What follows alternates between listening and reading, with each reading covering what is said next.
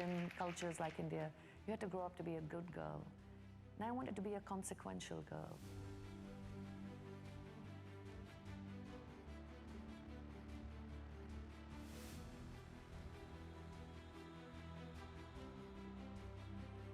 Being told that you couldn't do something was actually the most positive force for me. I am the first woman of color in the industry to lead a global network with sort of the breadth and scale of Ogilvy. What it means is not about me. What it means is what everybody else sees when they see me in this seat. People of color can move business forward and can do it successfully. You just have to have people at the table who have different experiences. If you approach it from the perspective that we're all fundamentally human, you actually start finding how easy or simple it is to lead. When somebody says something can't be done, because that becomes a really interesting challenge. When we were doing Fearless Girl, there were hurdles. And as a woman leader, I knew that if Fearless Girl didn't see light of day, I had failed. My job as a leader is to make sure we create the conditions where people can have the best day possible and can do the best work of their lives. There are two things that are not up for discussion. And that's the pursuit of greatness and doing it with goodness.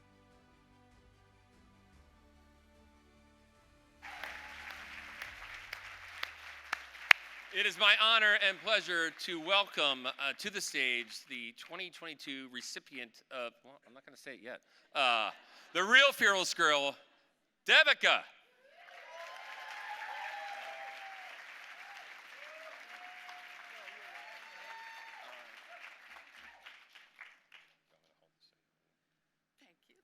Thank you.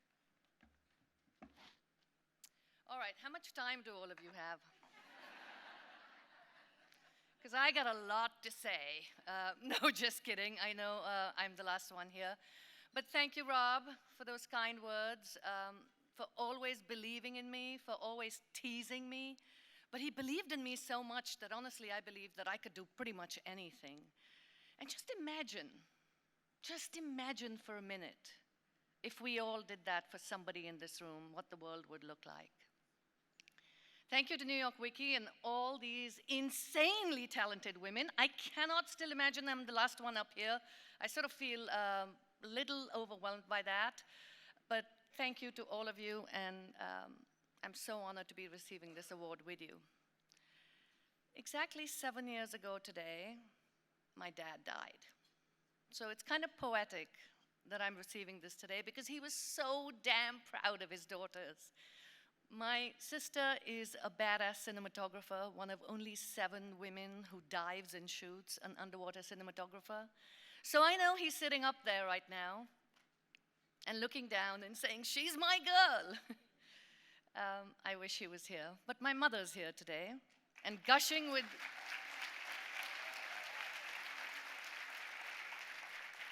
She flew in from India and she's gushing with delight. So if you see a woman in a sari who comes up to you saying, "She's my girl," please excuse her.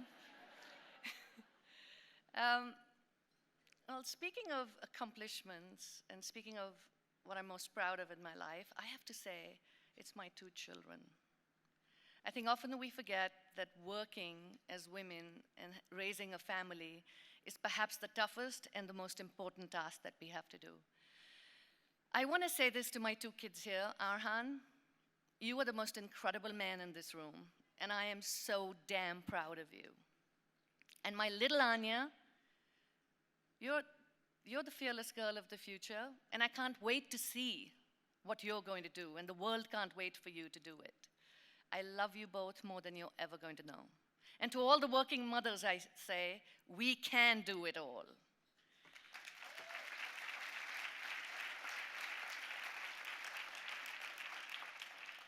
When I was 16, yeah, we can just stop the teleprompter for a minute. When I was 16, I met my husband, Ash, and we both debated. And the topic of our first debate, I don't even know if he remembers this, was, is advertising a menace? Kind of bizarre. Fortunately, I spoke against the topic, so I was for it. So it wasn't a menace, but I certainly found marriage in that debate. So Ash, thank you for being my wings. we don't really have family here, it's the four of us, but we did adopt a family. My cousins are here, Sachin and Beena, but Nina and Brian and Max, thank you for letting us adopt you. And Nina, I've called you my mentor all my life, but I've got to tell this entire room, you've been the most incredible tormentor. And I hope all of you have one of those. She's also a Matrix winner, so I sat here, I think, in 2005. And I thought to myself, would I ever get here? Could I ever do what she did? And boy, in our business, we don't do anything by ourselves. We owe a lot to our clients. And a lot of you are here today, and I want to thank all of you. Jill, Stephen, Pratik, Aud, John, Lily, I think I got everybody. Thank you for your partnership and your creative vision. We can't do any of the work that we do alone, and your creative vision makes the world of a difference. Today, when trust in government declines, what you can do for the world is immeasurable. So thank you for making sure that we can create the kinds of ideas with you that make a difference, not just for your businesses, but make a difference in the world. And I really, really wish we can do more and more of that. My Ogilvy family is here. I just want to say to you, I love you all. My WPP family, I love you.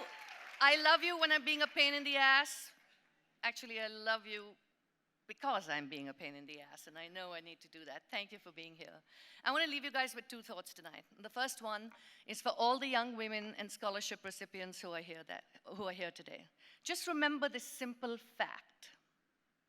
Did you know that when companies have more women in leadership, those companies are more successful?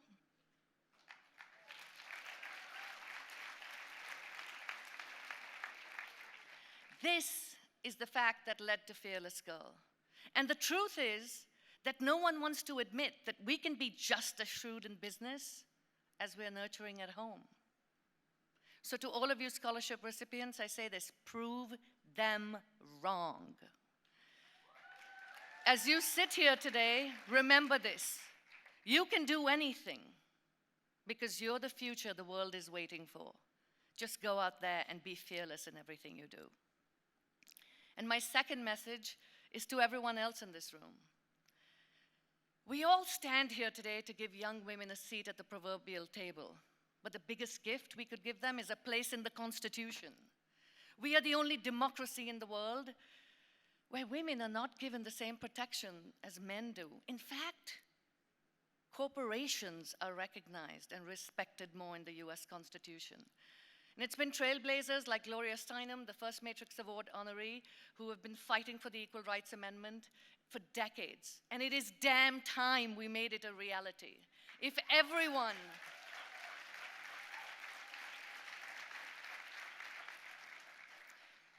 By the way, the data says 85% of you in this room don't even know that fact, right? So if everyone in this room used their platform to raise awareness, we can create true change for all those young women that we're here to support today. Thank you, and have a great night.